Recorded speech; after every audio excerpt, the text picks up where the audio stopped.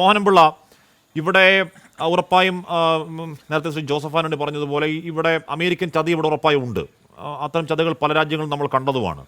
പക്ഷെ America സൈലൻ്റായി support ചെയ്യുകയാണെങ്കിൽ ഈ പറയുന്ന യുക്രൈൻ യുദ്ധ സമയത്ത് റഷ്യക്ക് ഡ്രോണുകൾ കൊടുത്ത രാജ്യം കൂടിയാണ് ഇറാൻ. ചൈനയ്ക്ക് ഇറാനോട് താല്പര്യമുണ്ട്. അത് ഇന്ത്യ വിരുദ്ധയുടെ പേരിൽ കൂടിയാണ് ഇവിടെ വേറെ അർത്ഥത്തിൽ. മോഹനപിള്ള ഈ രാഷ്ട്രങ്ങളുടെയൊക്കെ പിന്തുണ കിട്ടാൻ അർഹമായ ഒരു സൈനിക രാജ്യമാണ്. ഇവരുമായിട്ടൊക്കെ നല്ല ബന്ധം വെച്ച് പുലർത്തുന്ന ഈ പറയുന്ന നയതന്ത്ര ബന്ധങ്ങൾ വെച്ച് പുലർത്തുന്ന ഒരു പൂർണ്ണ രാഷ്ട്രമാണല്ലോ ഇറാൻ. നോക്കൂ, ഒരു ഹൈപ്പർസോണിക് മിസൈൽ ഹൈഫയിൽ പോയി വീഴുന്ന ദൃശ്യങ്ങൾ നമ്മൾ കണ്ടതാണ്. ഈ പറഞ്ഞ ഒരു അയൺ ഡോമോ ഏതെങ്കിലും തരത്തിൽ താടോ ഏതെങ്കിലും തരത്തിൽ ഡേവിഡ് സ്ലിംഗ്റിയോ ഒന്നും തടയാൻ കഴിഞ്ഞിട്ടില്ല.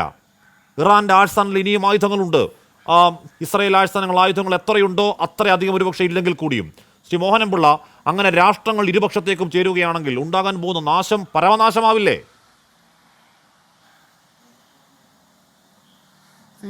അഷ്മി, ഇങ്ങനെ രാഷ്ട്രങ്ങളുടെ ഗ്രൂപ്പിങ് നമുക്ക് ഇപ്പം it's too early to predict.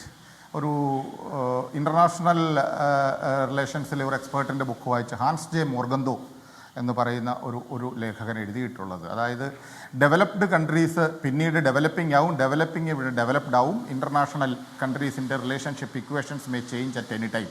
അത് നമ്മൾ കാണുന്നുണ്ട്. നമ്മുടെയൊക്കെ ചെറുപ്പത്തിൽ നമ്മൾ ഏറ്റവും കൂടുതൽ കണ്ടിട്ടുള്ളത് യുദ്ധം എന്നുള്ള ഒരു കൺസെപ്റ്റ് ആദ്യം മനസ്സിൽ വരുന്നത് ഇറാഖാണ്. അതായത് പാട്രിയോട്ട് മിസൈൽ, സ്കഡ് മിസൈൽ, ഇങ്ങനെയൊക്കെ നമ്മൾ ചെറുപ്പത്തിൽ കേട്ടിട്ടുള്ളത്. നേരെ മറിച്ച് ഇപ്പോൾ ഏതാണ് അവിടെ നിൽക്കുന്നത്? അതായത് അവർ തമ്മിൽ ഫൈറ്റ് ചെയ്തിട്ട് ഇപ്പോൾ ഇറാൻ്റെ സൈഡിലാണ് ഇറാഖ് എന്ന് പറയുന്നത്. ഇറാഖിനെ ശരിക്കും ഇറാനുമായിട്ട് ഫൈറ്റ് ചെയ്ത് ഒരു പരുവത്തിന് ഇറാഖ് എന്ന് പറഞ്ഞു കഴിഞ്ഞാൽ സസ്റ്റെയിൻ ചെയ്യാൻ തന്നെ ബുദ്ധിമുട്ടായി നിൽക്കുന്ന ഒരു കണ്ടീഷനാണ് ഇപ്പോൾ ഉള്ളത്.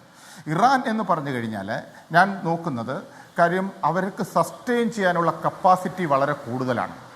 ഈ ഒരു സ്റ്റേജ് വെച്ച് നമ്മൾ നോക്കുമ്പോൾ ഇപ്പം ഫോർ എക്സാമ്പിൾ ഇത് ഡിസ്റ്റൻസ് വൈസ് വെക്കുമ്പോഴത്തേക്ക് of course we know that ഞാനതെല്ലാം ഇപ്പോഴും പറയാറുള്ളതാണ്. ഹമാസിൻ്റെ ആണെങ്കിലും നിയർ ബൈ ആണെങ്കിലും കാര്യം ഇത് ഒരു 80% എന്ന് പറയുന്നത് വെസ്റ്റേൺ മീഡിയയുടെ ഒരു പ്രൊപഗണ്ടയാണ്. അതായത് ഇസ്രയേലിൽ എന്തെങ്കിലും സംഭവിച്ചു കഴിഞ്ഞാൽ അതിനെ ലഘൂകരിച്ച് കാണുകയും അതുപോലെ തന്നെ ഇറാനിൽ എന്തെങ്കിലും സംഭവിച്ചാൽ പരിമിതീകരിച്ച് കാണിക്കുകയും ചെയ്യുന്ന ഒരു ആറ്റിറ്റ്യൂഡ് ഇപ്പോൾ ലോകത്തിൽ നമ്മൾ കണ്ടുവരുന്നുണ്ട്. ഒരു പ്രത്യേക സ്ഥിതിവിശേഷമാണത്.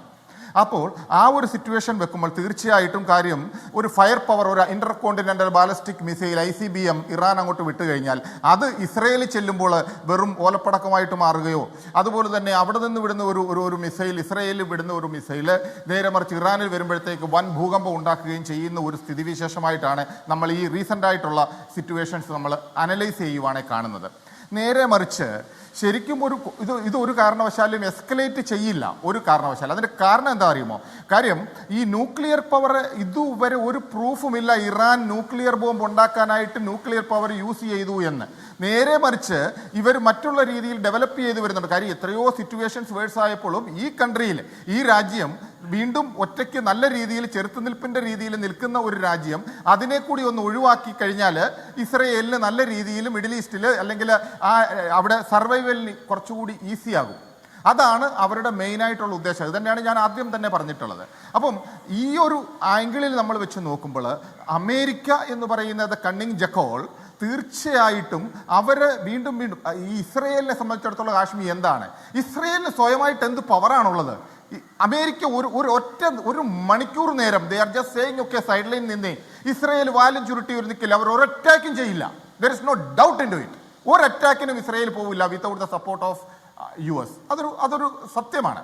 ആ ഒരു പരമാർത്ഥം വെച്ചിട്ട് നമ്മൾ വീണ്ടും പറയാം അമേരിക്ക എന്ത് സ്റ്റാൻഡ് എടുക്കും, അമേരിക്ക എടുത്ത സ്റ്റാൻഡാണ് ഈ കാണുന്നത്. അമേരിക്ക എന്ന് പറഞ്ഞു കഴിഞ്ഞാൽ ഇരട്ടപെറ്റ സഹോദരന്മാരുടെ മാതിരി അമേരിക്കയും ഇസ്രയേലും ഒന്നിച്ചു നിന്നുകൊണ്ടാണ് എല്ലാ കാര്യങ്ങളിലും മുന്നോട്ട് പോയിക്കൊണ്ടിരിക്കുന്നത്. അപ്പം നമ്മൾ അമേരിക്കയെ സെപ്പറേറ്റ് ഒരു വാട്ടർ ടൈറ്റ് കമ്പാർട്ട്മെന്റ് ആക്കി മാറ്റി നിർത്താൻ പറ്റില്ല ഒരു കാരണവശാലും. ഏത് ഇസ്രയേൽ കോൺഫ്ലിക്റ്റിനും അങ്ങനെ ഒരു കാര്യമുണ്ട്. അപ്പം ഇത് നമ്മൾ നോക്കുമ്പോഴത്തേക്ക് US സംബന്ധിച്ചിടത്തോളം ഇതിനകത്ത് വരുന്ന ഒരു കോൾഡ് വാർ സിനാരിയോയിലാണെങ്കിലും അല്ലെങ്കിലും തീർച്ചയായിട്ടും ഇറാന് റഷ്യയുമായിട്ടൊരു പ്രോക്സിമിറ്റി ഉണ്ട്. ഈ 2025 20 ഇയേഴ്സ് സ്ട്രാറ്റജിക് പാർട്ട്ണർഷിപ്പ് എഗ്രിമെൻ്റ് ആണ് ഈ രണ്ട് രാജ്യങ്ങൾ തമ്മിൽ ചെയ്തിട്ടുള്ളത്. അതിനകത്ത് മിലിറ്ററി കൊളാബറേഷൻ വരെ ഉണ്ട്.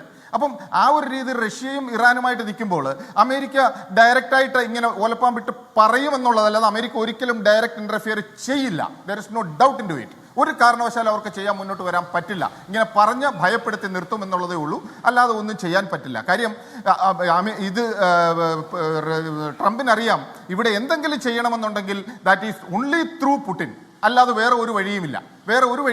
അപ്പോൾ പുടിനെ പിണക്കാനായിട്ടുള്ള ഒരു സംരംഭത്തിന് ട്രംപ് ഒരു കാരണവശാലും മുതിരില്ല എന്ന് നമുക്ക് കാണേണ്ടി വരും. നേരെ മറിച്ച് നമ്മുടെ ഇപ്പം ഞാൻ വിചാരിക്കുന്നത് ഇന്ത്യക്ക് അതിൽ കൂടുതൽ സ്റ്റാൻഡുണ്ട് പ്രസന്റ് ക്രൈസിസിൽ. കാരണം റീസെന്റ് ഓപ്പറേഷൻ സിന്ദൂറിൽ ശരിക്കും പറഞ്ഞു കഴിഞ്ഞാൽ ഇസ്രയേൽ ഓഫ് കോഴ്സ് ഡയറക്റ്റ് സപ്പോർട്ടായിരുന്നു, കട്ട സപ്പോർട്ടായിരുന്നു, there is no doubt in to it. At the same time ഇസ്രയേലിന്റെ ഫോറിൻ മിനിസ്റ്റർ ആ സമയത്ത് ഇവിടെ ഉണ്ടായിരുന്നു.